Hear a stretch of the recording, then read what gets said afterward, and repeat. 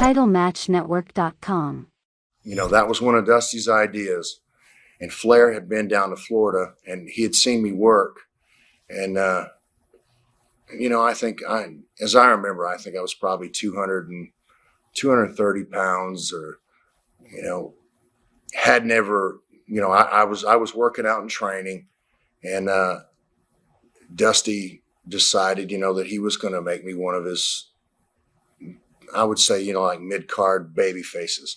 But then he and Flair, after Dusty came up with this idea, Flair agreed to it, you know, so that we could go around in the Florida territory.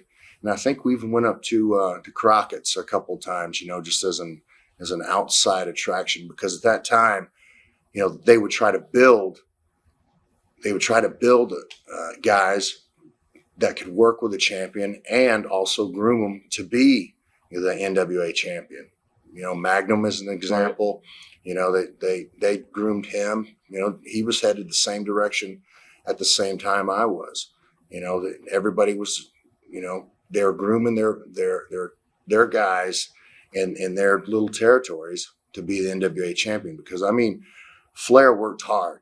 I mean, he would fly from Kansas City after doing an hour Broadway, and an hour Broadway is where, you know, you're just told, you know, there's no finish. Right. You just head out there and you go from bell time till they ring the bell. Right. So Broadway is a term for that. You know, I think there are guys in the business right now that don't know what Broadway means. but that's, you know, that's just another opinion. You know, I'm a little outspoken, you know, about that.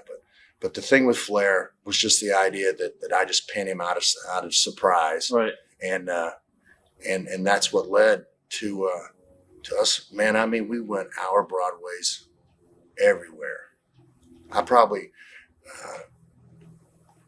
you had a 90-minute match too one time. Yeah. We had after we had gone an hour show in one city in Florida. The next time that Flair came in, they set the time limit at 90 minutes. You know, so we went 90 minutes. So I mean, now in terms nowadays, it's unheard of. Yeah, the attention span of someone wrestling, they're not going to sit and watch just two guys for 90 minutes. But I mean, we had to keep moving. So I mean, geez, we were in shape. At about that same time, you know, it's just a funny little sidetrack story. Right. But I rode with Dusty a lot, you know, on the roads, because we would throw ideas off each other, or you know, I would kind of ask him questions, you know, about the business. But we stopped on the side of the road one night. We were coming back from Ocala, Florida to Tampa, and I got out of the truck and he pulled ahead like he was going to leave me. And he said, I bet you can't catch me. I said, I can run a mile. I said, I can run a mile if you think that you're going to drive off. I said, I bet you. He had a gold Rolex watch. I said, I bet you your watch I can run a mile and you won't leave me here. So he handed me his watch. I made him give me his watch so he wouldn't drive off and leave me. So then Dusty's kind of crafty too, you know. So what I did is I looked. I said, okay, there's a mile marker. I walked up to the mile marker and I showed him. I pointed at the mile marker. I was wearing cowboy boots and a pair of blue jeans. I took off my shirt. I ran a mile down the highway. And when I got back in the truck, Dusty let me wear that watch. He let me have it for a week. But awesome. He couldn't believe. But I mean, that was one of those nights. That was after doing a Broadway with Flair, you know, an hour Broadway.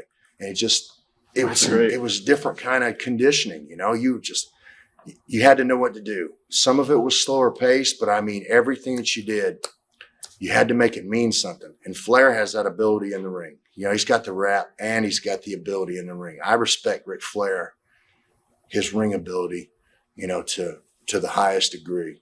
You know, I'm not going to get down on my knees and kiss his ass, but, you know, Rick's got the mind and he knows what it takes, even now. Let's see. You know what? I think I've done more than one. Right. So I'm just trying to. Fayetteville. Okay.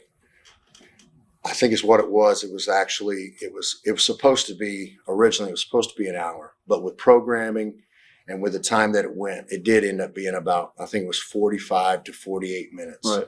And we went live on TV, and Flair and I had worked together so many times, it was, dressing rooms were opposite sides of the building. And it was TV that we were doing, but it wasn't live TV. So, it could be edited or whatever. But at that point, Rick and I had worked together so much, that we knew, you just knew. You just it's almost like working ability in the ring is almost like knowing what a guy's thinking, or after he does one move, what the next one that's coming, after working with somebody so long. It's learning their style. So Rick knew it about me, and I knew it about Rick, and we would, we do new stuff, and geez, man, I've been working with him since Florida, when we did those things. So, I mean, I probably worked with Flair. I would say the times are probably, I know I've worked with him over 100 times, and I've gone, it was hour Broadways with him, and hour and a half. Right. I went hours with Harley. I went hours and an hour and a half with Sergeant Slaughter, of all guys. Good God, man. It's just, that was just a wild time. Well, when Rick did that, that's just another one of those issues. That's when, see, I have two opinions of Rick. I grew up from the time I was about from 12 years old till now. I've known Rick. So there I was. I was a teenager. I was working out and training at Rick's house. We lived one house apart. Blackjack and Rick. There's one house between us. I got to drive his limos sometimes, and I would train with him, and my old man would walk down to his house, and we'd train, and we'd all train together. That's when I'm doing the 1,500 Hindi squats. So, I mean, Flair was really impressed with that, because what we did is then they got to where they were timing me when I was doing them, see how fast I could do 1,500. So, I mean, man, just painful, working out. But Rick has, he always lands on his feet. And I guess, I do too. I don't know if you call it luck or you call it, just being able to roll with the punches. But, you got to stick in there. And when you do that, sometimes you have to take advantage of people. And I was one of the people that when he left, what I was saying, is you, for years, groomed people for the championship, for the world belt. And it was I think it was about 2 weeks before it was supposed to take place. This is batch 91, the cage match with Lex? Yeah. That I was supposed to, take the belt from Flair. And then we would, we'd go around, and I probably would have put it back on him, after a while. But he wasn't happy.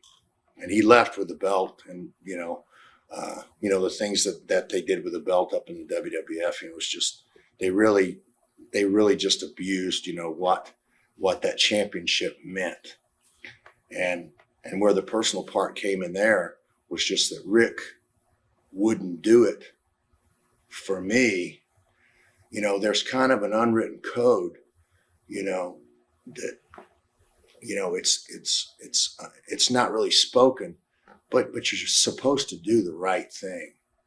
And that was when Rick left, and he broke the chain of the way that the NWA championship, and then I guess maybe it was combined later. I think it was. But anyway, that's when he broke the chain of the way that business was supposed to be handled. Do you think it was because he was put in a position by Jim Herd and he had to do a power play by taking the belt over? Or do you think he still could have passed the torch to you? Well, I don't know anybody that got along with Jim Herd. Like I said, his practices with people is. Want to get that? to say the least. No, that's okay. They'll leave a message. He wasn't a people person.